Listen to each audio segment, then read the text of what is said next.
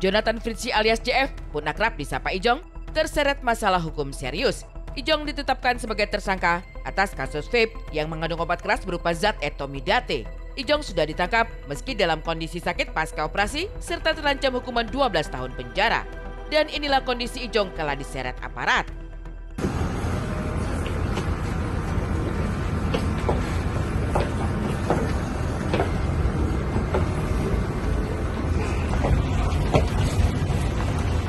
Bang Ijong, saat ini Bang Ijong akan didengar keterangannya sebagai tersangka berdasarkan LP 30.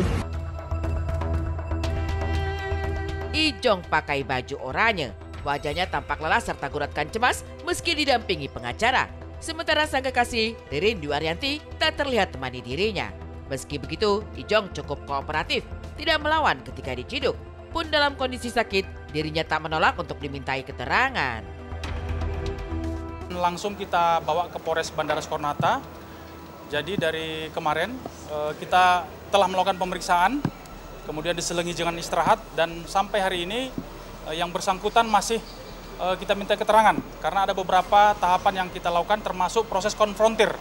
Jadi perlu diketahui bahwa dalam perkara ini sudah ada 3 tersangka yang awalnya sudah dilakukan penahanan, dan itu untuk memenuhi petunjuk dari jaksa penuntut umum bahwa diperlukan konfrontir terhadap saudara JF ini. Dia ini nggak pernah sama sekali tersangkut dengan narkotika, zat berbahaya lainnya begitu.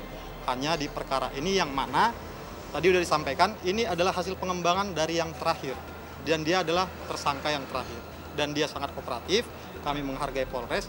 Untuk selanjutnya ini masih berproses, nanti kami dari tim kuasa hukum akan menyiapkan segala pembelaan yang akan kami bawa ke pengadilan nanti. Dari kemarin juga JF ini didamping oleh kuasa hukum yang hadir juga pada saat ini, nanti akan menyampaikan.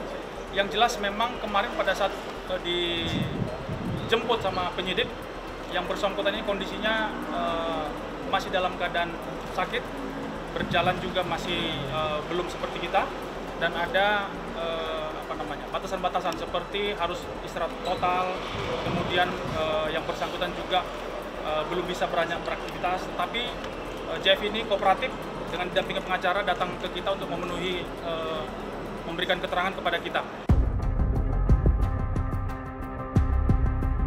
Ijong tersangka kasus vape mengandung obat keras tentu saja tegas membantah suara pembelaan sang paman, Benny Simanjuntak, yang sebelumnya menyebut sang ponakan masih sebatas saksi. Dengan status tersangka yang disematkan pada sang ponakan, tak pelak Benny Simanjuntak yang selama ini selalu tampil di garda terdepan, bahkan sempat mengancam sejumlah media yang menyebut Ijong terlibat kasus narkoba, kini tampak ciut. Ketika dihadang awak media, dirinya berusaha menghindar serta hanya mengungkap bahwa ada perjanjian. Apa maksud yang tersembunyi di balik pengakuan ini? Om gimana Om? Om, gimana Om jadi tersangka Om? Ijong akhirnya jadi tersangka, gimana Om? Om gimana Om? Akhirnya Ijong jadi tersangka Om.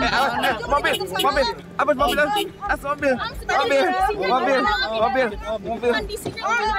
Kondisinya gimana di dalam? Ada perjanjian. Mungkinkah ada perjanjian antara Ijong dengan aparat terkait kasus vape mengandung obat keras? Ataukah ada perjanjian antara Benny Simanjuntak dengan pihak tertentu untuk meloloskan Ijong dari kasus yang sedang menjerat? Entahlah. Yang pasti, Ijong dalam kasus vape mengandung obat keras cukup punya peran penting. Ijong boleh dibilang aktor utama yang mengatur dan mengontrol pendistribusian vape mengandung obat keras yang diambil dari Malaysia untuk diedarkan di Indonesia. Perannya adalah, yang pertama, dia adalah orang yang berkomunikasi dengan bandarnya, yaitu EDS, dalam pembawaan cartridge spot berisi liquid dari Malaysia ke Indonesia. Yang kedua, dia juga yang menyediakan kurir untuk menjemput cartridge spot berisi liquid yang mengandung etomidate. Yang ketiga, dia adalah orang yang mempersiapkan dari awal, memonitor dan memfasilitasi penjemputan cartridge spot berisi liquid yang mengandung etomidate. Lalu yang keempat, apabila memang berjalan lancar dari 100 spot yang memang seharusnya bisa lolos, di mana akhirnya hanya 50 yang lolos, dari 100 spots yang memang harusnya lolos, itu sesuai perjanjian dengan saudara EDS itu 40 cartridge spotnya harusnya menjadi milik dari saudara JF. Jadi pengungkapan ini kan kita dapati di tanggal 13 Maret.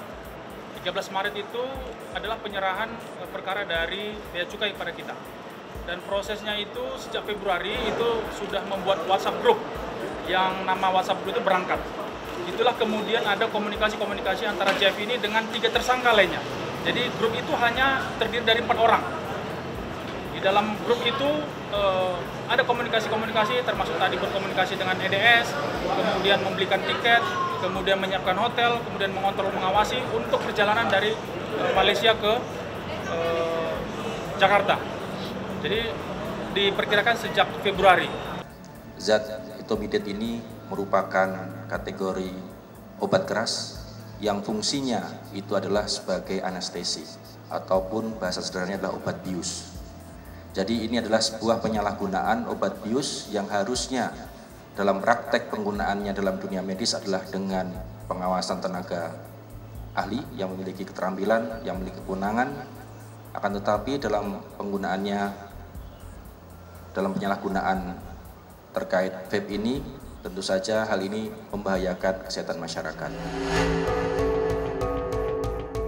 Peran sentral Ijong dalam kasus vape, tak pelak keuntungan yang dapat tidaklah sedikit.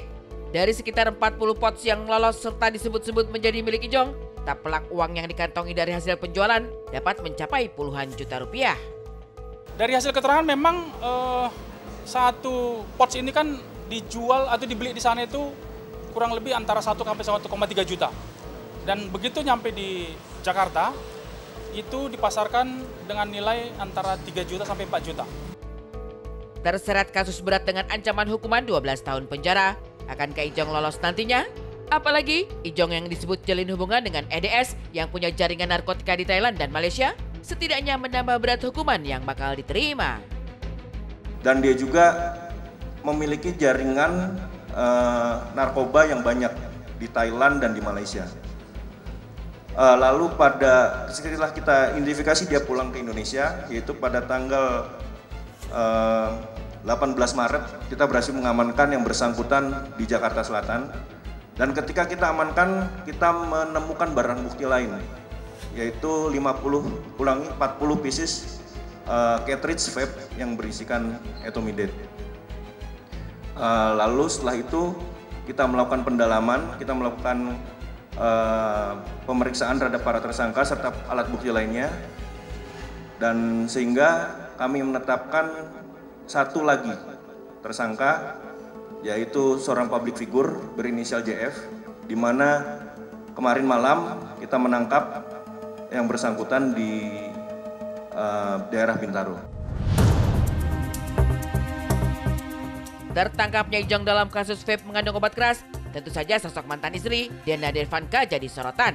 Pada simpul inilah unggahan terbaru Diana pasca Ijong ditangkap menuai perhatian. Lantaran Diana menyebut perihal balas dendam. Seorang wanita yang menemukan kedamaian, alih-alih balas dendam tidak akan pernah terganggu. Setiap kali Anda mencari keburukan, Anda menghalangi kebaikan. Fokus adalah magnet. Alihkan rasa syukur, kemungkinan, dan kegembiraan dan saksikan keajaiban terungkap. Tulis Dena. Dengan tertangkapnya Ijong, tentu saja tanggung jawab serta kewajiban untuk menafkahi buah hati tampaknya sudah tidak dapat dilakukan. Diana tentu saja tak lagi berharap Ijong beri bulanan untuk anak-anak. Apalagi sebelum terseret kasus vape mengandung obat keras saja, Ijong sudah tidak konsisten untuk menafkahi buah hati. Saya sudah membesarkan anak, saya sudah menafkahi anak, saya sudah mengikhlaskan dengan nominal yang diberikan oleh beliau. Jadi saya sudah ibaratnya pasrah lah ya, mau ngasih berapa oke deh gitu loh. Asal kita baik-baik aja. Syarat saya kepada dia hanya kalau minta anak cukup baik-baik saja. Tidak perlu pakai emosi, harus mengerti kondisi anak misalnya lagi ujian atau apa.